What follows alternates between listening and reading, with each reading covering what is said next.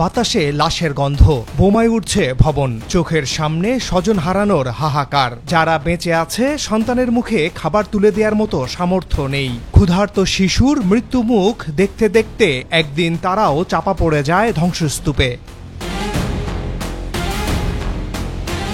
পৃথিবীর এক প্রান্তে এভাবেই একটি জাতিকে নিঃশেষ করে দেয়ার সব আয়োজন চলছে বছরের পর বছর ধরে। ৬৫,০০০ মানুষের মৃত্যু, ১.৫ লাখ মানুষের পঙ্গুত্ব, অনাহার, মাটির সাথে মিশিয়ে দেয়া শেষ আশ্রয়স্থল। তবুও এই মানুষগুলো কোন আশা নিয়ে তাকিয়ে আছে জানেন? স্বাধীনতার আশা। যে স্বাধীনতার জন্য রক্তে রঞ্জিত হচ্ছে গাজা, এত মানুষের রক্ত কি বৃথা যায় কখনো? ২০২৫ সালের ২১ সেপ্টেম্বর ফিলিস্তিনিদের জন্য এক খুশির দিন, যেদিন ফিলিস্তিনকে স্বাধীন রাষ্ট্রের স্বীকৃতি দিয়েছে একে একে ৪ দেশ। প্রথমে যুক্তরাজ্য, এরপর অস্ট্রেলিয়া ও কানাডা এবং সবশেষ পর্তুগালও দিয়েছে ফিলিস্তিনকে স্বীকৃতি। অনেক আগেই বাংলাদেশ, ভারত, পাকিস্তান সহ চীন, রাশিয়া ফিলিস্তিনকে স্বীকৃতি দিয়েছে। সব মিলে বিশ্বের ৭৫% দেশ এই স্বীকৃতি দিলেও আমেরিকা ও তার ঘনিষ্ঠ প্রভাবশালী মিত্ররা ইসরায়েলকে খুশি করতে ফিলিস্তিনের স্বাধীনতাকে স্বীকার করেনি। এবার সেই বৃত্ত, সেই ট্যাবু ভেঙে গেল। ইসরায়েলের মিত্ররাই এবার একের পর এক স্বীকৃতি দিচ্ছে এবং এটা কেবল শুরু। ইতিহাস কি বলে? ইতিহাসের দিকে ফিরে তাকালে দেখা যায় নিজস্ব কোনো রাষ্ট্র ছিল না ইহুদিদের। বিশ্বের বিভিন্ন দেশে ছড়িয়ে ছিটিয়ে থাকলেও পোল্যান্ডে তারা অন্তত ১,০০০ বছর ধরে বসবাস করত। কিন্তু দ্বিতীয় বিশ্বযুদ্ধের সময় ১৯৩৯ থেকে ১৯৪৯ সালের মধ্যে হলোকাস্টে ৩০ লাখ পোলিশ ইহুদিকে হত্যা করা হয়। সে সময় পোল্যান্ড সহ বিভিন্ন দেশ থেকে ইহুদিরা দলে দলে আরব ভূখণ্ডে আসে। আরব ফিলিস্তিনিদের কাছ থেকে জমি কিনে সেখানে বসবাস করতে শুরু করে। সেখানে সারা বিশ্বের ইহুদিরা একজোট হতে থাকে, স্বপ্ন দেখতে থাকে নিজস্ব রাষ্ট্রের। আর একসময় যা অনিবার্য ছিল তাই ঘটল ১৯৪৮ সালে। সেবার যুদ্ধে জড়ালো আরব ইহুদি।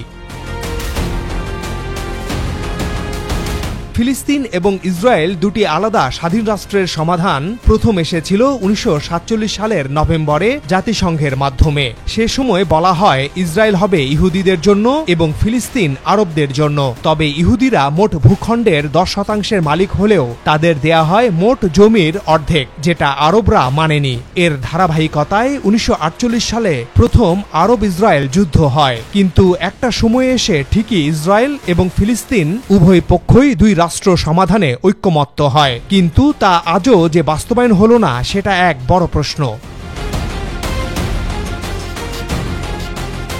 ফিলিস্তিন এবং ইসরায়েল পৃথক দুটি রাষ্ট্রের ধারণা প্রথমবারের মতো বাস্তবতার দিকে এগোতে শুরু করে ১৯৯৩ সালে নরওয়ের অসলোতে ফিলিস্তিন ইসরায়েলের শান্তি চুক্তির মাধ্যমে, যেটা অসলো অ্যাকর্ড নামে পরিচিত।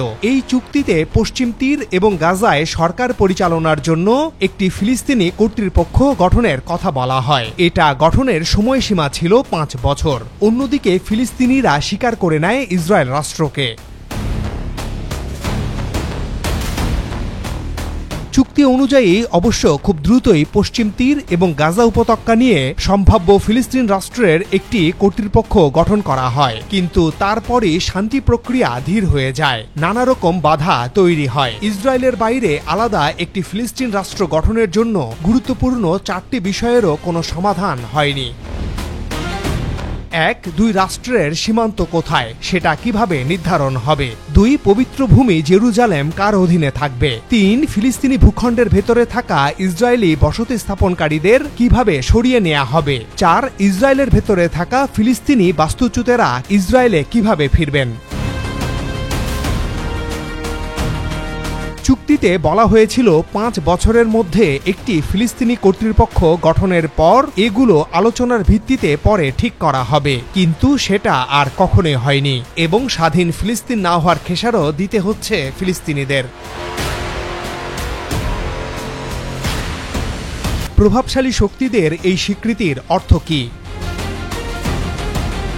কাগজে কলমে ফিলিস্তিন রাষ্ট্র বলে কিছু নেই, তবে রাষ্ট্র হিসেবে বহু দেশ এই ভূখণ্ডকে আন্তর্জাতিক স্বীকৃতি দিয়েছে। বিভিন্ন দেশে ফিলিস্তিনের কূটনৈতিক মিশনও আছে, কিন্তু ইসরায়েলের সাথে ফিলিস্তিনিদের দীর্ঘ সময়ের বিরোধের কারণে ফিলিস্তিনের কোনো আন্তর্জাতিকভাবে স্বীকৃত সীমানা, রাজধানী বা সেনাবাহিনী নেই। ইসরায়েলের আগ্রাসনে গাজা এখন যুদ্ধক্ষেত্র, পশ্চিম তীর পুরোটাই ইসরায়েলের নিয়ন্ত্রণে।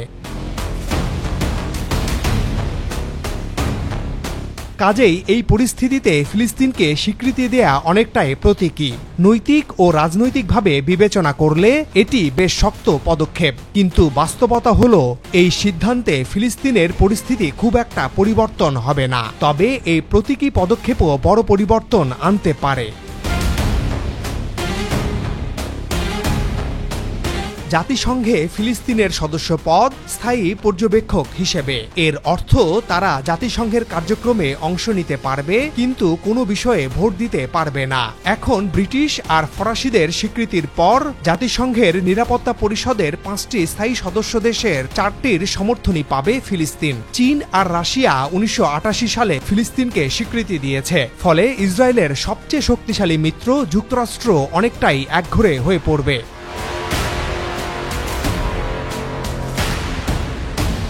ব্রিটিশ প্রধানমন্ত্রী কিয়ার স্টারমার বলেন, মধ্যপ্রাচ্যে বাড়তে থাকা বিভীষিকার মুখে শান্তি এবং 2 রাষ্ট্র সমাধানের সম্ভাবনাকে টিকিয়ে রাখতে আমরা কাজ করছি। কানাডার প্রধানমন্ত্রী মার্ক কার্নিও প্রতিশ্রুতি দিয়েছেন যে ফিলিস্তিন ও ইসরায়েল উভয় রাষ্ট্রের জন্য শান্তিপূর্ণ ভবিষ্যৎ গড়ে তোলায় কাজ করবে কানাডা।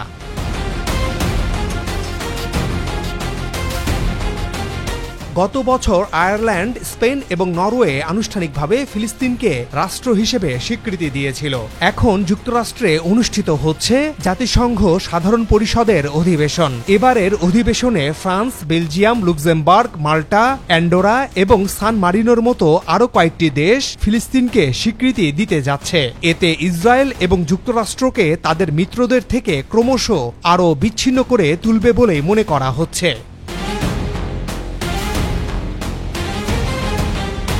ফিলিস্তিনকে স্বীকৃতি দেওয়ার মাধ্যমে একে একে ইসরায়েলের ঘনিষ্ঠ মিত্ররা আসলে একটি শক্ত বার্তা দিচ্ছে।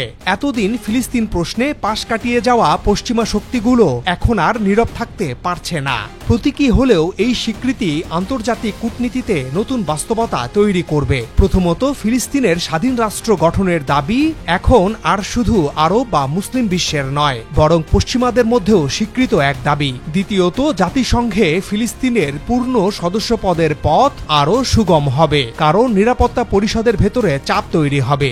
আর তৃতীয়ত, ইসরায়েলকে অবরুদ্ধ করার মতো পরিস্থিতি তৈরি হলে তেল আবিব বাধ্য হবে আলোচনায় ফিরতে।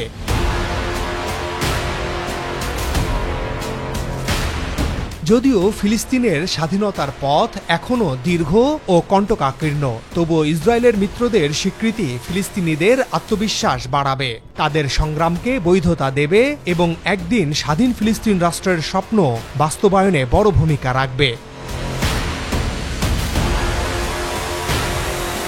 দর্শক, এই পৃথিবীতে ফিলিস্তিনিরা কি রাষ্ট্রহীনই থেকে যাবে? আর একদিন যাদের কোনো ভূখণ্ডই ছিল না, সেই ইসরায়েল এমন দাপট নিয়েই চলবে? স্বাধীনতাকামী ফিলিস্তিনিদের পাশে আপনারা কে কে আছেন মন্তব্য করে জানান। আজ এ পর্যন্তই, আবারও দেখা হবে নতুন কোনো প্রতিবেদনে। সবাই ভালো থাকুন, সাবস্ক্রাইব করে আমাদের সাথে থাকুন।